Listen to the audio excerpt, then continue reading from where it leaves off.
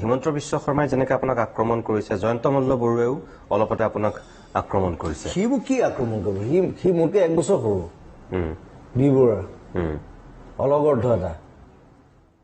অকল চিঞৰে কাজিয়া কৰে ব্ৰেইনত একো নাই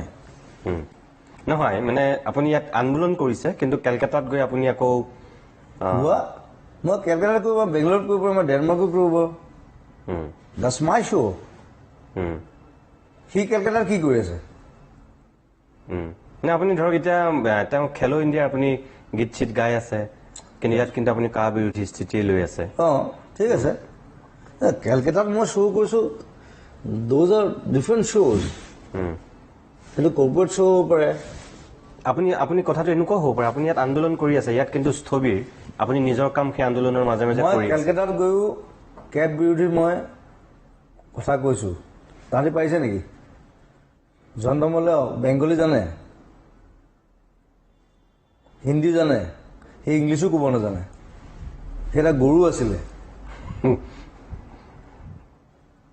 বিবাহত পঢ়োঁতে আমাৰ লগত থাকেহে জুবিন গাৰ্গৰ লগত থাকিলে জুবিন গাৰ্গ নহয় কিন্তু কথাটো সেইটো তাক বুজি ল'ব দিবা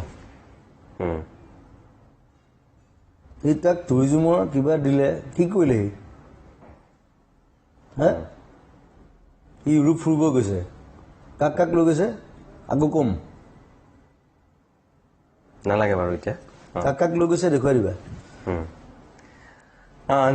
নহয় মই আপোনাক সেইটোহে ক'ব বিচাৰিছো যে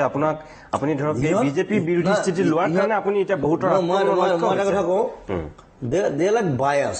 বায়াছ পিপল ইয়াত চব চাকৰ হয় এই চাকৰ সম্প্ৰদায়টো মই বেয়া পাওঁ চাকৰ হ'ব নাপায় নিজৰ মূৰটো আছেতো সিও জানো